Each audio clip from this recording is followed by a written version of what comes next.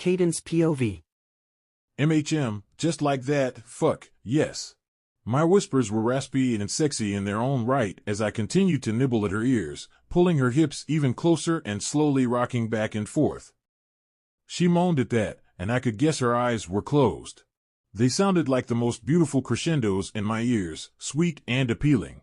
Her hands that had been trailing my body found their way to my hair, tugging harshly as her moans intensified. You like it like that? I groaned, propping her just enough to see her face. Hooded eyes, her expression crumbing under pleasure, and the absolute lust of it all was enough to drive me to insanity. As if on instinct, she pulled in for a kiss, catching my bottom lip between her teeth and tugging at it a little harshly. I groaned at that, trying to pry her own lips open properly, but she wouldn't budge. Instead, I ran across the width of her full lips with my tongue, smiling to myself.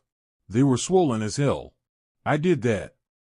She smiled into the kiss, pulling away so slowly that I could see the small string of saliva still connecting us both. She continued to rock her hips slowly, worsening the growing tightness, simply pleading to spring free. Then I saw it. The beauty marks just beneath her eyes that resembled scars from Fang's puncture wound. They were never there before, I was sure of it. Hey, are you fine? I said with hesitation as she whipped her head towards the ceilings. Impatient, I brought my hands to her face and brought it back to look at me, and to say that my eyes were saucers were an understatement. Her hair had been a stunning black under the red light that dimly illuminated the room. Now they were a fiery platinum that sprawled all over her naked shoulders. Her blue, siren-shaped eyes that stared at me with lust were now brown, pleading doe ones looking at me with a hint of fear beneath them. Even the red-tainted lips appeared to be a soft pink. I leaned back at the new features appearing in front of me, wide-eyed. She was morphing. This wasn't a random woman. The woman in my bed was Amaya. She had come back to me as though she never left. But the woman in front of me, I was too familiar with.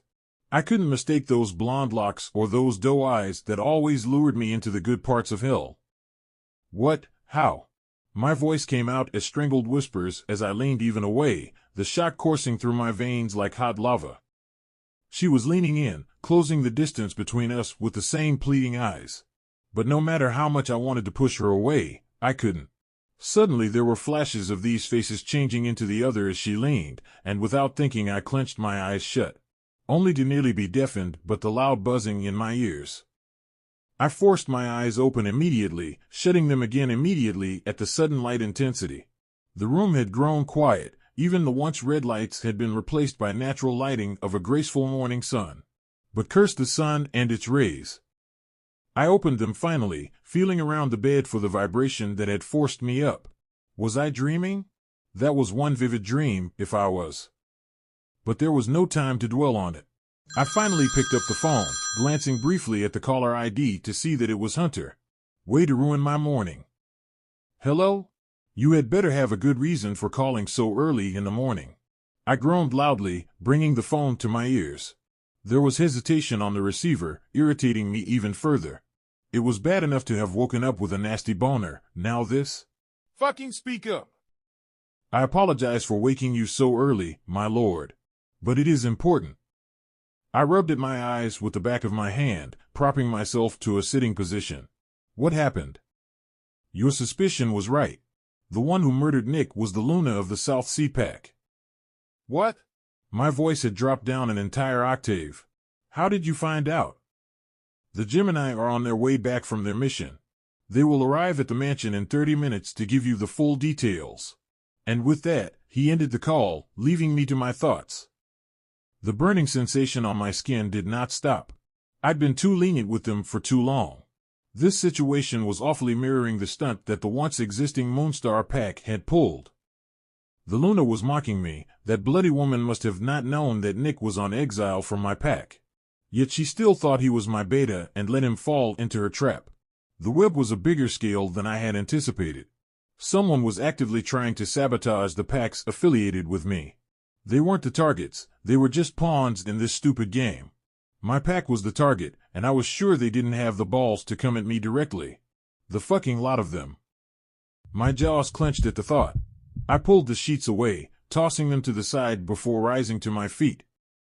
I made my way out of the room after taking a quick shower and dressing in comfortable clothes. There was no urge to go to work today. The matter at hand was more than enough to deal with in one morning. I found myself, however, subconsciously glancing at Larissa's room, the woman that had invaded my dreams that morning. Perhaps it was indeed the mating season, but the thought of her brought my train of thoughts back to Amaya. I shook my head at the realization. I must not be weak a second time. I could already hear the chatter down the stairs as I turned on my heels. I pranced my way downstairs to see all of my most trusted men gathered in one space. There was no agitation in their faces, just an indifference that I couldn't comprehend. "Good morning," they chorused as soon as I had reached the foot of the stairs and made my way to the empty armchair. I scoffed at their greeting, however, as I took my seat. "Really? There's something good about this fucking morning? Enlighten me," I continued with a frown, watching them exchange unsure glances. Joshua was the first person to speak up, clearing his throat after patting at his pants. "To be fair, we saw it coming. We just wanted to be extra sure." "So, she's behind his death?" I questioned whilst folding my arms.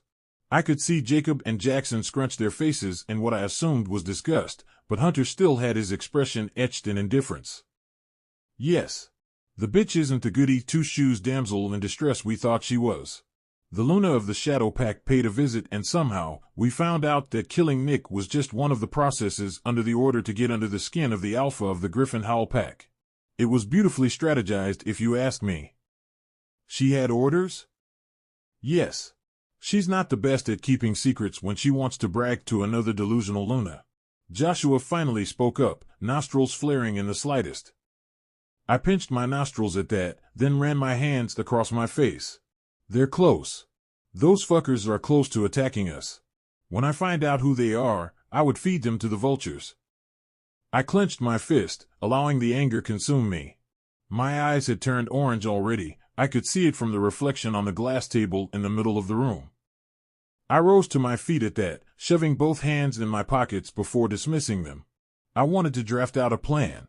Being all physical wasn't feasible now that they were playing mind games with me. I turned on my heels and continued to my study. The study room itself felt suffocating even in its bright light, just dim enough for my tolerance. The sun had gone down considerably, plunging the entire morning into a gloominess that fit the mood. I plopped onto the seat, twirling first before halting and turning on the monitor. I glanced at the monitor screen, seeing as my eyes were still their angry orange. If anything, I felt like I was going to implode soon. Dragging a harsh breath, I slammed a fist into the table. First, that stupid dream. Now, this. My attention suddenly shifted to the soft knock on the door. Tilting my head to the side, I watched the door be pushed open to reveal the same woman that had invaded my dreams with a tray in her hands. She was staring at the ground, before taking hesitant steps to the table. I felt my nostrils flare slightly. What the fuck did she think she was doing here? "What are you doing?" "I don't remember asking for a cup of tea," I snapped harshly, watching her flinch while struggling to set the tray on the table. "Stop and take it away." She glanced up at me, her irises darting around rapidly as if in question. My eyes narrowed at that. She had some guts. She dared question me? "I said take the fucking tray out of here," I yelled angrily, and before I could think, I slid the tray off the table. I watched the entire contents fall to the ground with a shattering sound, and her jumping back in surprise to catch the falling tray. My eyes widened at that. Wait, what fool would try to catch a falling tray of hot liquid? They widened even further at the realization that I may have scalded her. All the bile had drained from my being, and I rushed off my seat to her side when she let out a piercing scream. She was bent over with one hand covered, now biting back another scream as soon as I'd reached her side. Without thinking, I held onto her shoulders and forced her to look at me. She had a layer of liquid around her eyes, and for some reason I felt the one feeling I had made up my mind never to feel. Guilt. I felt sober staring down at her, wrapping one hand over the other. I reached out to pry her hands separate, taking the one she had been protecting in my hands. Her body had tensed significantly. I looked back at her sullen face. She indeed looked like she was going to cry. Now completely immersed, I glanced at the hand. The entire skin of her fingers was irritated with red blemishes glittering around the area. I was certain that it was going to blister if she didn't heal quickly. I brought the fingers to my lips as if that would take the pain away, maintaining eye contact with her and mentally smiling to myself, seeing her crying eyes soften and even go blank. She looked shocked, trying to gently pull her hands away. But my grip was strong enough to hold her in place. Fiddling with her slender fingers, I kissed every one of them. She winced from the pain, letting out a soft grunt when I kissed her index finger. I was still looking at her stare back at me. But there was no confusion in her eyes. Just some kind of anticipation that I didn't understand. I felt my wolf prance around in excitement at the proximity. Her lips were parted slightly, her expression shifting to uncertainty. I found that incredibly attractive. I was sure Peter was enjoying this a little too much. I shifted my attention back to her hands, slowly kissing along the length of her arm. She wasn't moving, but her breathing had become slow and heavy. I closed my eyes, peppering soft kisses until I reached her clothed shoulders. She let out a soft groan. The sounds were fueling whatever it was that I felt even worse. "I'm sorry that you were scalded," I whispered in her ear softly, feeling her tense as I pulled away to look at her face.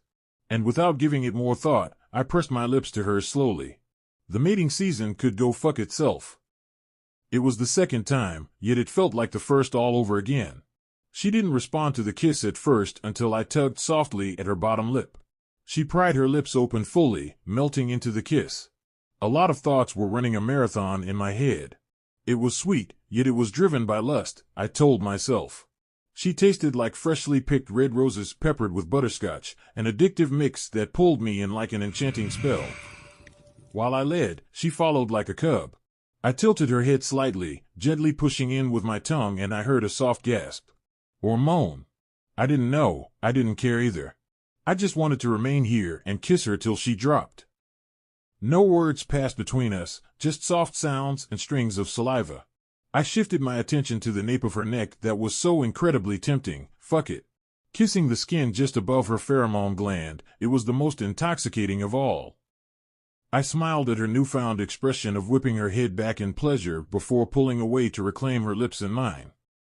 I wanted to tear off the dress off her body and ravage whatever was beneath it. She shouldn't be clothed. No, not now. I reached out for her zipper, tugging at it when the flashes of last night returned. It felt like Amaya was sitting behind my desk, glaring at me and mocking my poor decisions. I felt anger take over again and I pulled away completely. The blonde woman was looking at me again in question, visibly shaking from the loss. She rushed to bring both hands to her cheeks and looked away from me. The guilty feeling was back, but I could care less. I continued to study her expression before awkwardly clearing my throat. "Sorry about the burns. Take them for Annalise to see." I coughed out with all of the indifference I could muster, returning to my seat. She stood there for the longest time and cleared her throat as well. "It's funny that you would care so much about my burns," she muttered loud enough for me to hear, still breathing heavily. She leaned down to pick up the silverware on the ground and rose to her feet. Her eyes were incredibly soft as she stared right back at me. I looked away from her and at my monitor, although stealing glances from her as she walked out of the room. I finally let out a breath, slamming another fist into the table. There was a scoff from my wolf at that. He was right. I'd gone too far this time. And while I hated myself for it, I liked it nonetheless. Larissa's POV. The heat in my cheeks had traveled all the way down to my core. It didn't dissipate the burning in my cheeks that had now turned a brilliant strawberry red. Even my legs wobbled as I walked. I had my hands to my cheeks as soon as I dropped the tray in the kitchen. Even the burn on my hand didn't bother me much. What bothered me was what the alpha had done. He apologized. He fucking apologized. He'd never done that to me before. All he ever did was threaten my life and bark out orders. But today he apologized. And he kissed me yet again. What was wrong with me?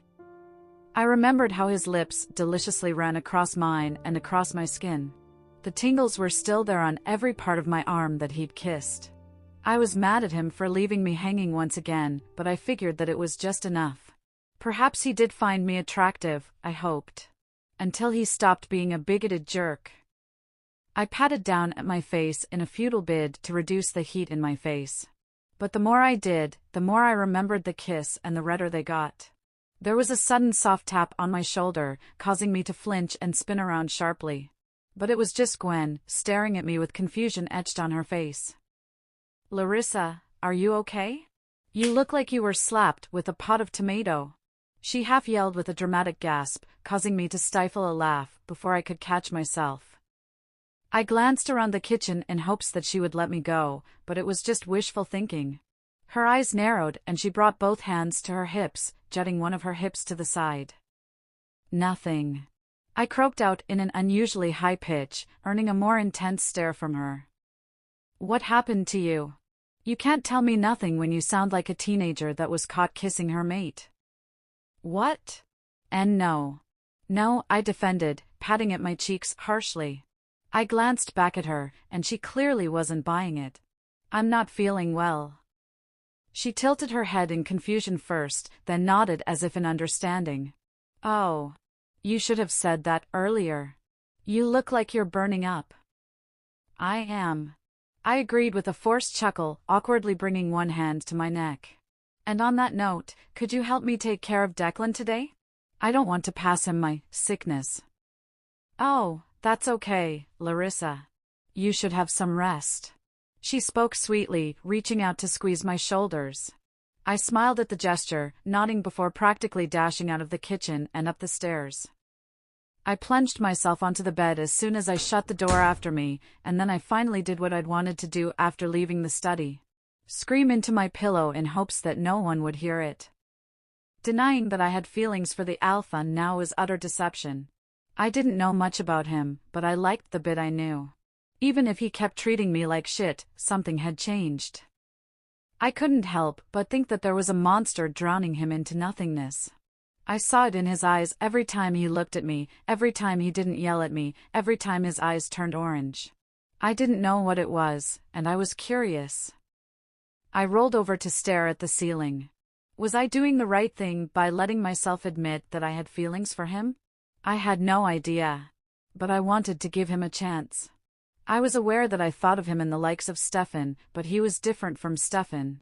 He had the dignity that Stefan so horribly lacked. Asterisk. The evening sun had settled for a pretty tangerine orange, one that was reminiscent of the father of the toddler that walked hand in hand with me through the compound. Soft wind rustled through the scanty vegetation within the pack house as it did with Declan's hair. I liked the serenity of weather. It reminded me of evenings growing up with Richard and of the life I'd imagined after marriage. I always dreamed of strolling down an alley with my mate in hand and my cub running around in a bid to catch my attention. With Declan with me, it was a subtle dream come true for me. I glanced down at the boy sucking on a vanilla-flavored lollipop, smiling without even realizing it. His hair had grown out a bit and was tousled from the breezy weather. He pulled me forward, skipping as he made his way towards the front entrance. I let myself giggle at his action, pulling him back and earning a stare from him. I laughed again and forced him to stop, squatting to his eye level. His bright green eyes were staring right back at me. It was near impossible to figure out what ran through his little head. But if the vanilla lollipop was enough to cheer him up, then I was doing something right. I cupped his face in my palms, smiling softly even when the wind blew down on my hair that hung loose today without the ponytail. It was subconscious, but I now liked the feeling of my hair sprawling on my body, no matter how impractical it was. "Declan dear. You like the lolly?" He nodded, then pointed at the front door. "Dada." "Dada?" Machem, he shook his head enthusiastically as I rose to my feet. Perhaps he was talking about his father. Holding his hand, we continued to the front door where I flashed a small smile at the guards before pushing the door open. "Don't you fucking dare mention her name again!" The angry yell caught me off guard as soon as I had opened the door. I recognized the familiar broad shoulders underneath a plain black t-shirt with his back facing the door. He had his phone to his ears. I could almost imagine him scowling with his eyes that scary color. The other hand rested idly on his hip before it ran through his hair. "I'm telling you for the last time, Mom. Don't talk to me about Amaya anymore. You weren't here when the bitch left Declan alone. For fuck's sake, my son is traumatized because of a mother who didn't care about his feelings before vanishing into thin air with that bastard. He yelled again. I could hear the anger and grit in his tone as he brought the phone away from his ears and began stomping in the direction of his study. I stood there for a full minute, wondering what the hell I had just witnessed. Amaya? That was her name? So she was his ex-wife? It was all coming together. He sounded far from just upset, he was raging. I found myself wondering what she had done to him. Did she really abandon Declan like he said? That was cruel if it was true. It was all coming together now. He still had resentment for her, and for some reason he was channeling his resentment at me. I looked down to see the clueless toddler still staring at the spot his father had been standing. As if on cue, I saw Gwen coming out of the kitchen with a dry cloth in her hands. Do you want to play with Aunt Gwen? I cooed at him, patting at his fluffy hair. Gwen. He repeated with a nod, and I met eyes with the auburn-haired woman who was staring back with confusion as she approached me. You're feeling better already? She asked with concern laced in her voice. Patting down at her wet hands, she shoved the now damp tablecloth in her pockets before shifting her focus back to me. I was just making dinner, by the way. Can you take Declan for me? I need to check something. What is it? Just something. I hissed out and she cocked a brow. I tried to play it cool and smiled instead. I got scalded by hot water this morning. I need to get some ointment and treat it so it doesn't scar. You're not a human. She chuckled instead. Hot water's got nothing on you unless you're trying to look pretty for someone. Tell me, who is it? Gwen. You're taking him or not? She chuckled again, then flashing me a mischievous smile. Okay. She turned to the boy, taking him from my hands. He grimaced, his eyes darting around before finally relaxing into her embrace. Let's have some eggs and vanilla milk. What do you say? He nodded and she flashed me another smile, mouthed some incomprehensible words, before turning to the kitchen.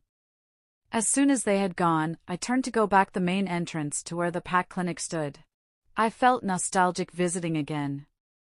The exterior had remained the same like I thought it would, seeing it again after some months of coming here.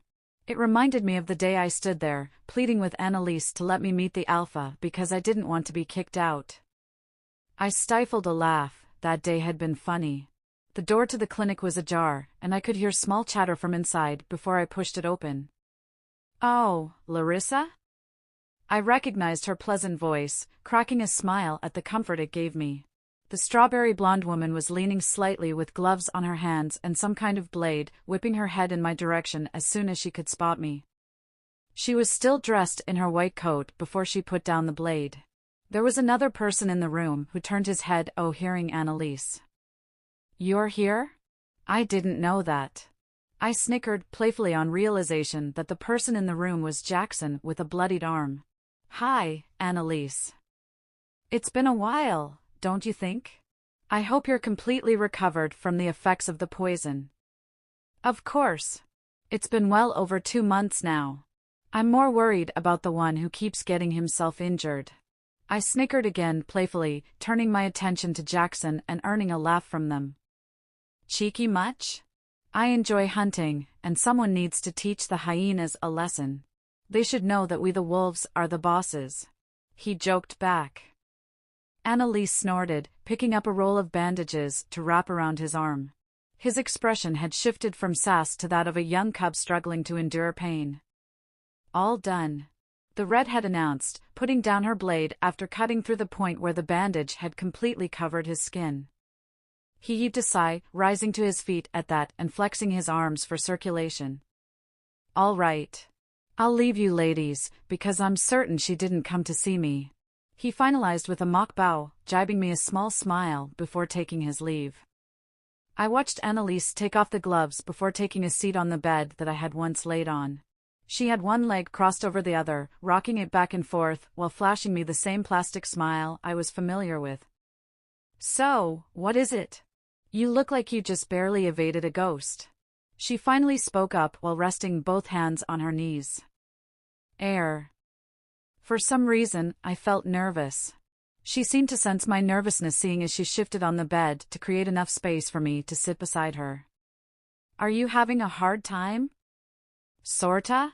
But that's not what I came to talk to you about. Then what is it? I cleared my throat and turned to meet her eyes while playing with the hem of my blouse. Can you tell me who Amaya is? Before you ask, I just heard it. Randomly. She cocked a brow. And where did you hear that? Her name is forbidden from being mentioned in the pack. I know. I croaked out, turning my head away and back to give the most pleading eyes I could muster. But I'm asking out of curiosity. Please tell me. Who is Amaya? And what happened to her anyways? If skepticism was a breathing being, Annalise's expression was the embodiment. She was looking at me with hesitant eyes before looking away and shifting uncomfortably. She didn't say anything for a full minute before finally breaking the ice. She was the Alpha's former mate. She stared with a sigh. They got married, and it was the happiest I had seen the Alpha in my life. But she died when Declan was only a year old. And it broke him, them both actually. The Alpha had banned her name from being mentioned within the pack ever since. Really? Yes. I looked up at the ceiling. My gut told me that she was lying. From the anger in his voice, it mustn't have been a simple death. The story seemed too simple for him to be so upset about. It had been 2 years already, and I knew he was taking out his resentment on me. Which made sense if he hadn't gotten over her death yet. The thoughts that she may not have died also troubled me. I didn't even know what to think again. Larissa? Yes, I understand. May her soul rest in peace in the heavens. Cadence POV. I strongly suggest that they be withdrawn from our partnership for breach of contract. Jackson spoke up, rising to his feet and earning loud murmurs that echoed across the boardroom. The room itself was wide enough to be a conference room, fully air-conditioned, as if that would ease the thick tension in the room. The U-shaped table housed my board of directors, men of all ages restricted to being werewolves, who were now staring at Jackson, who stood by my right hand. His hands rested on a thick black file on the table, and his expression lacked the warmth or silliness that it occasionally held. But how? We were not notified of their involvement in shady business. One of the men countered, clearing his throat. He brought a hand to loosen his necktie, nodding furiously in anticipation that the other gullible idiots in the room will agree with him. They sold our information for money. They even staged an attack on the CEO. Hunter continued with his composed demeanor, practically staring down at the man who had spoken earlier. The man scoffed in return. Just because you are the vice president doesn't mean you can have a say in anything. You're barely 2 years into the business, and yet you're kissing the CEO's ass. Your argument isn't valid, Mr. Miguel. South Sea Corporations took our partnership for granted despite the fact that they're a very small company. They brought this on themselves, so I'm with Jackson on this one. Nonsense! The older man hissed in irritation, flailing his hands in the air. You haven't said what they have done wrong. What part of they breached the contract don't you understand? Jackson snapped, flailing his hands as well. Do you want more damage on our company? Do you have any respect for our name? Why are you yelling at me? Enough! My voice echoed through the whole room, forcing it into eerie silence. I clenched my fist in irritation, rising to my feet and turning to the man who had plunged himself into heated arguments with my men. The bastard would pay for his disrespect. No one insulted my authority and went free. And who said that you had a say in this decision? I continued with a taunting smirk that grew even larger when he looked away awkwardly. It is a decision I have taken, and the last time I checked, not a single one of you has more than 2% stakes in the company. You can toss your opinion in the mud, especially you, Mr. Miguel. Do you have something else to say? The silence had completely consumed the room at this point, except for a few tongue clicks and sighs of the men who looked at everything but me. Good. That's what I thought. Asterisk. Jackson drove the jet-black Mercedes sedan back to the mansion. The ride was silent, only the rev of the car's engine could be heard. I alighted the car as soon as he'd parked it in garage and made my way to the entrance. Then I heard the gate rattle and saw another one of my smaller cars drive into the compound. That must be Declan and Larissa, I thought. And for some reason, my heart leaped at the thought. More like Peter's did. His excitement was sickening more often than not. I stood at the entrance, patiently waiting for them to alight the car. I watched her step down from the car with Declan in her arms, giggling at themselves. She seemed to whisper something in his ears, and he burst out laughing before she tickled the skin behind his ears. How did she know that he was ticklish there? Even his mother didn't know that at all, and the sight of them having the time of their lives made me smile. She was greeting and smiling at every guard she saw, going as far as asking how their day went for the ones that were within my range of hearing. They smiled back at her. She seemed to be able to lighten even the gloomiest warmth with her warmth. There were a few exchanges between the guards and her. Even Jackson stalled long enough to say something to her. I found myself wondering what was, seeing as his occasionally goofy smile was its brightest. I felt Peter grimace. He felt violated, and it made me smile even wider. You deserve that for putting me through hell. Be protective all you want, it would never work. But I felt unfamiliar nonetheless. I didn't like that she smiled at Jackson like that. She didn't smile at me like that. Random thoughts were running in a loop in my head, only before Declan crashing into me brought me back to reality. Declan, no, she screeched in horror, running up the small stairs before realizing that he had run into me. She eyes instantly shifted from fear to surprise, and even embarrassment. I apologize for that. It's okay. He's my son after all. And if you keep looking like that, I'll bite off your neck, I replied calmly, picking up the boy who was full of giggles and a wooden knife in his hand. She nodded in agreement and looked away. I found her expression weirdly appealing, seeing as she seemed to be avoiding my eyes. Instead, she was playing with the ends of her locks. Then I noticed. That evening where I had called her into my room, I had asked her to wear her hair down instead of a miserable ponytail. She seemed to have gotten the message, because they were now parted in the middle and hung down in luscious waves that ran past her shoulders all the way to where I assumed her mid-back would be despite her petite frame. She finally chuckled at my snarky comment, bringing her doe eyes back to look at me. My eyes traveled to the nape of her neck that was exposed in the navy blue dress she wore. I caught myself before I would break a smile at the sudden whiff of rose scents that found their way to my nostrils. Did she know what she was doing? She was making it difficult for me to resist the urge to slam her into my bed and fuck her to insanity. She caught the subtle shift in expression, quickly changing the topic. How was work today? I nodded, gently thrusting the boy back into her arms when I heard a high-pitched cackle coming from several feet away. Whipping my head up in surprise, I hissed at the sight. The Jim and I were here, with Jacob wearing his familiar mischievous smile and his twin trailing coolly behind him. He had his hands spread out in exaggerated movements, bobbing his head to inaudible music. Way to ruin the moment. My lord, we are here at your service, he babbled, earning a small snicker from his twin. I could feel a scowl forming on my face. The intensity of her scent had worsened, as was the big boy in my pants that was beginning to come alive. Realizing that the most embarrassing thing was going to happen, I cleared my throat instead and turned to Larissa. Fuck, why did she have to look so innocent? Take him back inside. She nodded and adjusted his position before going inside. The Gemini finally caught up to where I stood, with Jacob maintaining his exaggeration that was beginning to grow irritating. We walked into the living room and I took my seat on my favorite armchair. They were seated in no time as well. So, my lord, just us two? I heard you cut off partnership with them at the company and cut them off from all the major suppliers. He started, propping himself to sit up with his legs spread. Only the corners of my lips raised and faltered to suit my response. I couldn't concentrate. Their very distinct voices morphed into themselves and frankly reminded of an opera singer with an understandable failed career. The image of her only a moment ago remained in my head, her smile and the way she had left her down. I shouldn't have asked her to do that if I had known it would become my undoing. The waves layered one against the other in near-perfect sync, but what I loved most about it was how it exposed the enticing skin that covered her scent gland.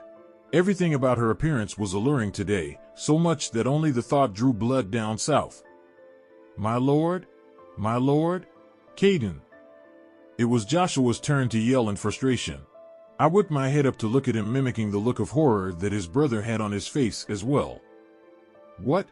I snapped, and Jacob pinched his nostrils. "We were asking when the siege will happen. Sooner is always better than later," he explained, gesturing expressively with his fingers. His twin nodded and I shook my head, bringing one hand to wave its fingers in negation. "Let's talk about this later. I'm not in the mood." I mumbled out and I saw something flip, but not go off. I sent him a glare, watching him run his jeweled hands over his face. "Okay," he continued, still pinching his nostrils. "Okay, so tomorrow? I'll be the judge of that." I countered slightly harsher than I expected, mentally facepalming. Jacob, taken aback, exchanged glances with his brother before rising to his feet. "Whoa, did someone shit your pants at the office? You're unusually agitated today." "Mind your fucking business," I growled again, rising to my feet as well. And with that, I left them in the living room and dragged my feet upstairs only to meet Larissa staring at me wide-eyed again in surprise. I stood by my door with my hands latched on the doorknob while she winced like she'd just encountered some ghost. Straightening, she awkwardly tucked a few stray strands of hair behind her ears and cleared her throat. "Are you okay? Did something happen to you?" She was closing the distance between us, even though I would rather she didn't. Seeing her so up close was going to be the death of me. She noticed my discomfort, now halting her steps. "Should I go back?" "No. In fact, come here. Doesn't sound like you actually want her to go now, does it?"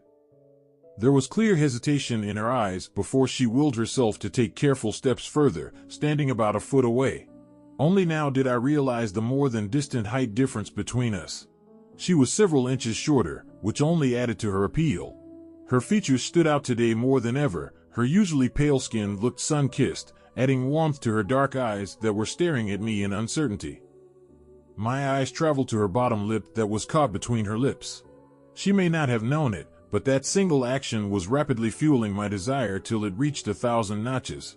Her lips parted as in words, but there were no words that escaped them.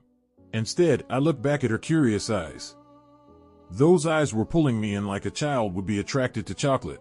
The scent of her pheromones was beginning to elude me until I could take it no more and leaned in swiftly to press my lips to hers. I didn't want to think about it, for once I listened to Peter. She tasted like cherries and peaches, and although her lips were frozen, I could care less. Slowing, pushing her against the wall just beside my door, my hand circled her torso, gently raking over her turquoise dress before settling to rest on her hips. She gasped into the kiss at that, lips partly ever so slightly but just enough for me to bite her bottom lip. I could sense the hesitation in her slower reaction, but she didn't pull away. Instead, her hands traveled to my hair as well, running through it in harsh circular movements.